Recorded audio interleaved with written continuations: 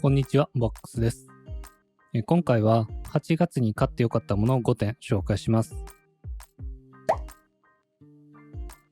それでは早速1つ目なんですが、スクリーンクリーナーです。ヒッポっていうブランドのもので、液晶画面用のクリーナー液のスプレー容器です。価格は1280円でした。容器自体に固めのクリーニングクロスが巻き付けられているので、シュッとスプレーして、そのままこんな感じで容器で拭き取ります。コンパクトなんで、スマホとかタブレットとか、携帯ゲーム機専用って感じで考えた方がいいですね。大きいモニターとかをクリーニングしたいなら、ちょっと小さすぎるんで効率悪いと思います。こんな感じで分解できるんですが、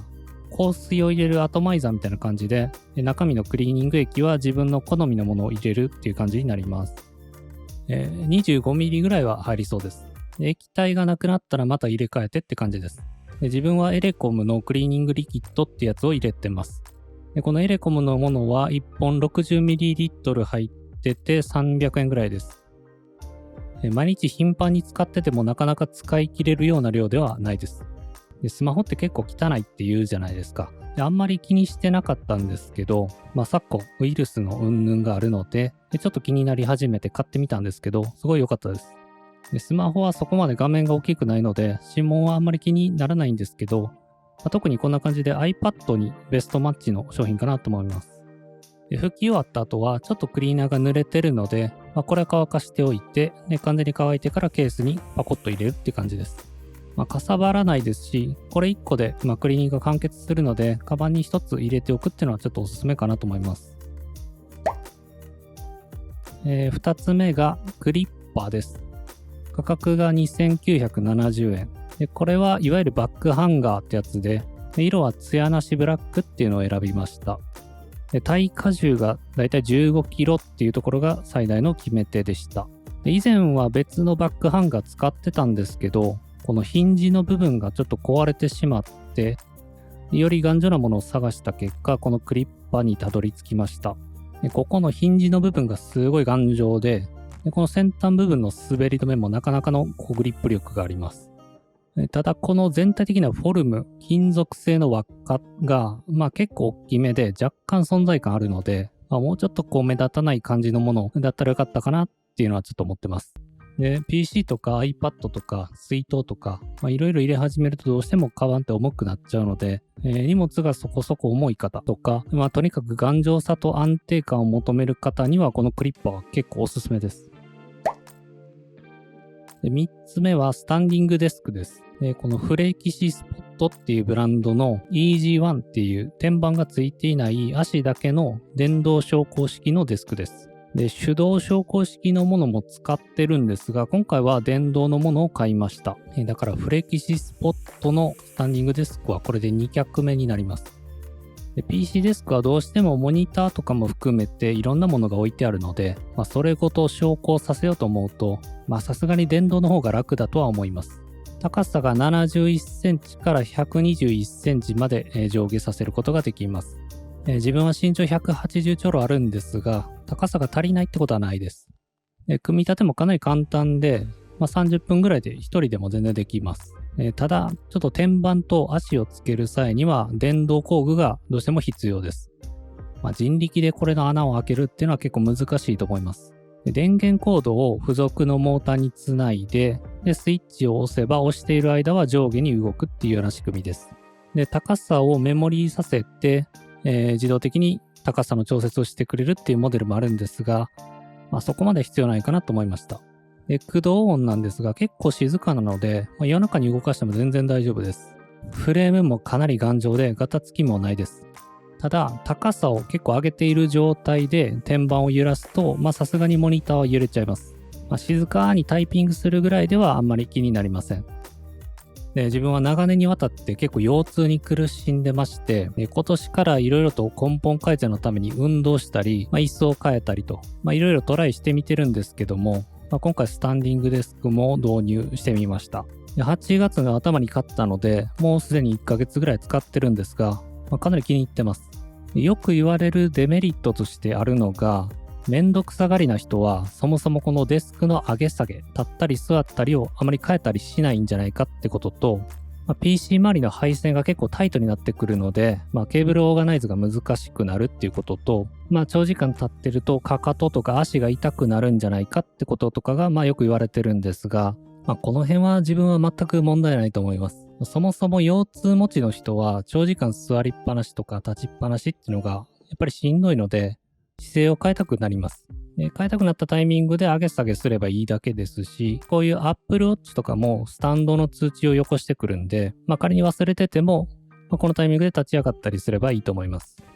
手動タイプのスタンディングデスクなら、確かに、ちょっと上げ下げはさすがにめんどくさいと思います。で、配線に関しては、ちゃんと気をつけて余裕を持って取り付けておけば何ら問題ないですし、かかとは痛くなったら座ればいいと思います。腰痛がひどくない人でも、いざ立ち上がったりすると結構大きな気分転換になりますし、動脈硬化予防とかの健康維持のためにもすごい有意義な習慣にはなるので、すごいおすすめです。で、立って仕事をすることによって集中力が上がるかどうか、これは人によります。自分は特に変わりません。4つ目はベンキューのスクリーンバーです。価格が 11,900 円。これはマジで最高です。なんで今まで買ってなかったのかって感じです。PC のモニターの上に取り付ける LED の照明の器具で、電源は USB から取りますので、モニターの裏に USB を挿すところがあれば、それで賄えるんですが、使っている環境によっては給電がちょっと足りない場合もあるので、その場合はもう PC に直接つないでしまえば大丈夫です。自動調光機能もありますし、もちろん手動でも明るさと色温度を変更することができます。で、取り付けもめちゃくちゃ簡単で単純で、モニターに挟むだけです。で、画面の前面に引っかかる干渉部分がだいたい 5mm ぐらいなので、ベゼルの幅が結構狭いモニターでも大丈夫です。で、モニター自体も光ってるわけですし、部屋の照明ももちろんあるので、わざわざこの部分に照明いらないかなって思ってたんですが、手元が明るくなると本当にそれだけで目が楽になります。自分は手帳とかメモをよく使うので、特にそうなんですが、仮に全くデスクとか手元を見ないとしても、このライトを買う価値はあります。で、角度の調整ももちろんできて、モニターに光が直接反射するってことはないです。で、ベンキュー以外にもいろんなメーカーからもっと安い類似商品とかを販売されてるんですが、ちょっとこういうのは安物買いの銭失いパターンに陥るかなって直感的に感じたので、今回はもうベンキューにしておきました。スクリーンバープラスっていうデスクトップの調光ダイヤルがついてくるモデルもあるんですが、自分はできる限り、デスクに物を増やしたくないので、今回はノーマルタイプを買いました。見ていただいている通り、自分はデュアルモニターの環境なんですが、こんな感じでも付けられました。ただ、これに関しては、使ってるモニターの種類が違ったり、使ってる環境によってはうまく取り付けられないことも全然あると思うので、よく調べてからの方がいいと思います。ちなみに自分はメーカーバラバラの27インチモニターを2枚っていう構成です。普段デスクが暗いから照明が欲しいなっていう人にはもちろんおすすめなんですが、そう思ってなくてもこれがあるだけで目の負担がすごい減るんでかなりおすすめです。5つ目、最後なんですが、8月20日に発売されたゲームソフト、ゴースト・オブ・ツシマディレクターズカット版です。価格が 6,900 円。結論から言うともう最高オブ最高って感じで、もうこれは全人類にプレイしてほしい神ゲーです。で、今作は PS4 と PS5 対応のゲームなんですが、自分は今回 PS5 でプレイしました。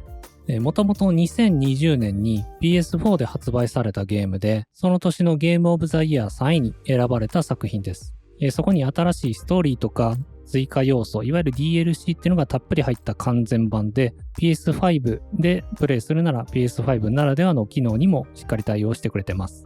グラフィックが本当にもう息を飲むほど綺麗で、もし可能なら 4K の HDR でプレイしてほしいです。特に PS5 だとロードも本当爆速で、ロード画面がほぼありません。ファストトラベルがだいたい1秒で完了します。4K60fps の圧倒的没入感も素晴らしい上に、とにかく環境美術が素晴らしく美しくて、ストーリーも人物描写も本当に秀逸で、終盤自分は気づいたら涙ボロボロ流しながらやってました。自分の脳内の記憶を消してもう一回最初からプレイしたいぐらいです。バッサバッサ悪を切ったり、